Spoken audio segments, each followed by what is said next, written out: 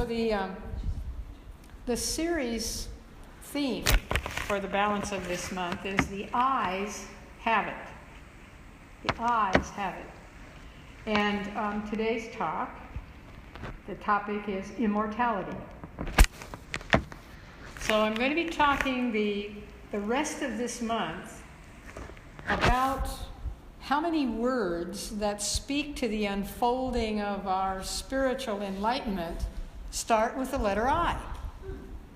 The great I am, if you will, the source and substance of us all, is certainly portrayed at its very best through words in the English language that start with the letter I. Many of these words are inspiring examples of our teaching of science of mind because they facilitate the awakening of our awareness of our higher self.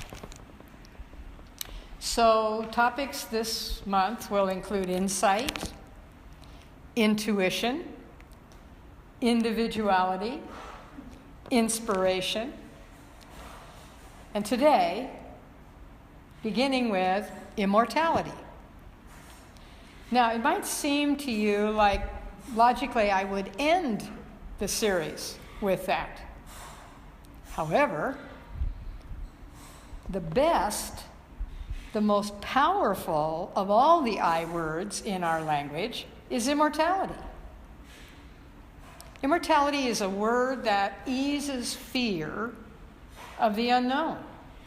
It's a word that encourages us to let go and let God or spirit or divine energy, whatever you call that, to let that in times of grief and sorrow. And of course, it's a word that holds great hope, great encouragement, great peace of mind, that there is something ongoing. All of us, surely, at one time or another, have wished that we could live forever. And most of us, in times of great embarrassment, have uttered those infamous words, "Oh, I wish I was dead." So we go to extremes, sometimes in our reactions to things. You remember the old saying, when everything goes right, I say, "Oh, this'll never last." And when everything goes wrong, I say, "Oh, this'll never end." Interesting, isn't it? How we have a tendency to go to those defaults. So, immortality is a word that sometimes identifies itself in people's minds as extreme or inevitable. And speaking of extremes, I want to share this story with you. This is a story of a little boy who wanted $100 very badly. He needed $100 very badly. So he prayed for 2 weeks, unendingly, for that $100. But nothing happened.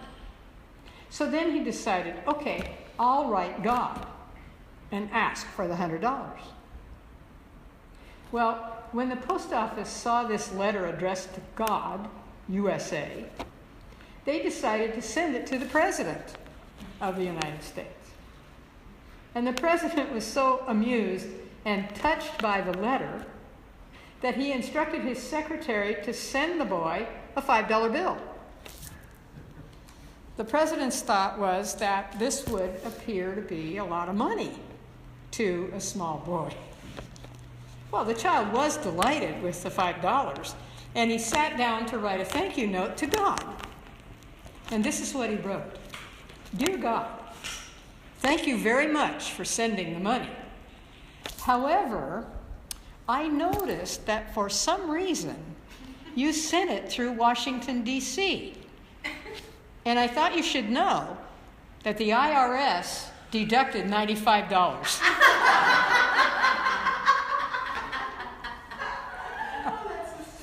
Not the first time I heard that death and taxes were all lumped into one thing together as inevitable. So how does the word immortality reside in your consciousness? The extreme or the inevitable? Well, some people do view death as extreme punishment or as the final curtain. We sometimes do hear it discussed, described as inevitable.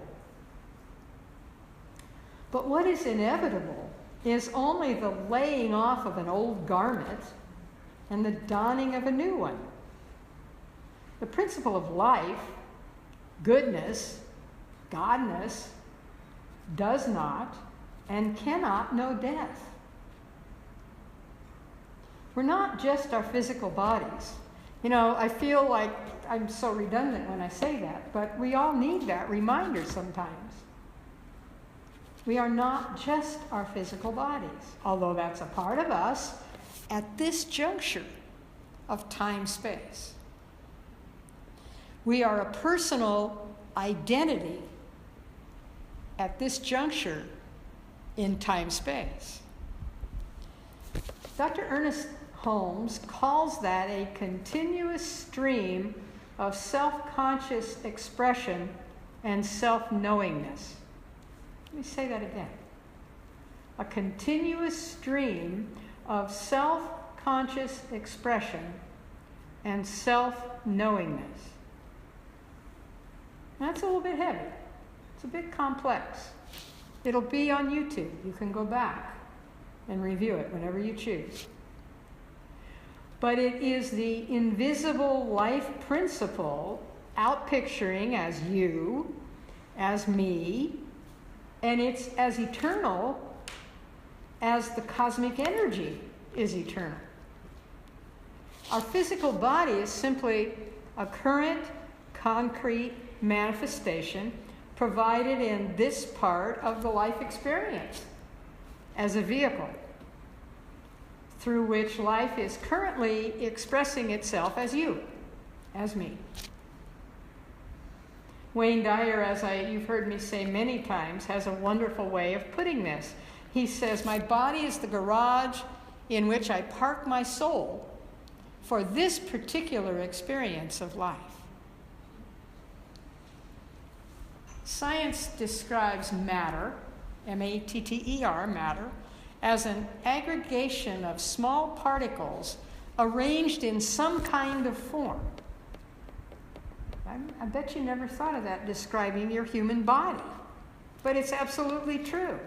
It's an aggregation of small particles arranged in some kind of form. But science also tells us that matter is in a continuous state of flow. That not only applies to recognition that we're in a continuous stream of life, but it also addresses the physical fact that we do not even have the same physical bodies we had a few months or a few years ago. For some of us, that's a great revelation. For some of us, that is a giant challenge to work through. The body changes. New particles of matter take the place of old ones, and the only reason they have taken the same form is that something within you, within me, has provided the mold. This is the mold, the garage, in this particular life experience for each one of us.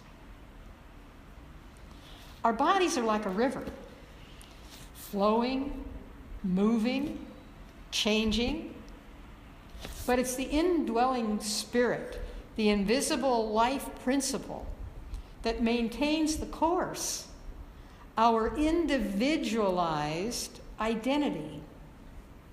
And it's that indwelling spirit, the invisible life principle, that's ongoing, that's continuous, that's eternal. I heard what I thought was a funny story about individualized identity that I want to share with you. And some of you have heard me tell this story before, but I think it has an appropriate place here in this talk. The story's a little bizarre, but I think you'll forgive me when you see how perfectly it applies here. And this is about the woman named Shirley, who lived in La Jolla, which is a very upscale community in Southern California, down on the San Diego coast. And one day, Shirley had a heart attack. And she was taken to Scripps Hospital, which is a very famous upscale hospital in the San Diego area. Only the best for Shirley. So while on the operating table, she had a near-death experience. She saw God. And she said, God, is this it for me? And God said, no, Shirley, you have another 30 or 40 years to stay on earth and do some more living. So during her recovery from the heart attack, she decided to stay in the hospital and to have collagen shots, cheek implants, a facelift, liposuction, the works in rework. She even had her hair dyed. She had permanent eye makeup applied. She figured since she had another 30 or 40 years, she might as well make the best of it. So she walked out of the Scripps lobby after the last operation and was run over by an ambulance speeding up to the hospital entrance. When she arrived in front of God on her way into the proverbial heaven, she said, God, I thought you said I had another 30 or 40 years. What happened? And God said, Shirley? Yeah. Is that you? I didn't recognize you. Moral of the story? Work on the inner. Work on the continuous stream of consciousness and self-expression. For that's who and what you truly are for eternity. We already have a spiritual body. We don't have to die to receive it. It's what thinks through us, as us. So who and what we really are continues to live despite the ceasing of physical form and function. The fact that loved ones live on in our minds and in our memories is one of the assurances of this eternality. That they, as we, pass from this plane to the next, retaining and carrying with them as with us those qualities and attributes which constitute that personal stream of consciousness, known as you, known as me, known as an individual. You see, that goes on. That's why you can still remember them. And lest we get stuck in the belief that this experience, this life is the only one, that if we are to live on, we must return to this plane of expression, let me assure you that the spiral of life is upward and onward. Evolution carries us forward. Look at the life cycle while we're here and how it's constantly evolving. The law of evolution is eternal, and it's eternal universally, not just within our individualized consciousness that we call our soul or our essence. It's progressive expansion, and there are no breaks in the continuity. Ralph Waldo Emerson, that marvelous New Thought pioneer, says it so beautifully. Emerson said, every person is an incarnation of eternity, a manifestation in the finite of the infinite, which lies stretched in smiling repose. Whoa. So I invite you right here, right now, to trust life. Life is good. God is good. Why not accept this and live fully, live joyfully, live completely. Today. Not postponing your gratification. Live joyfully today. We need not prepare to meet God. We're meeting God in every hour and every day in countless ways. We meet God in the rising sun. We meet God in the flowing stream. We meet God in the budding rose, in the joy of friendship and love, in the silence of our own soul. For these and infinite other ways do we not sense the presence. I send my love over the mountain. I send my love over the sea. I send my love into the heavens. And it returns to me. It can't do anything else. In this circular cosmos, it's always moving,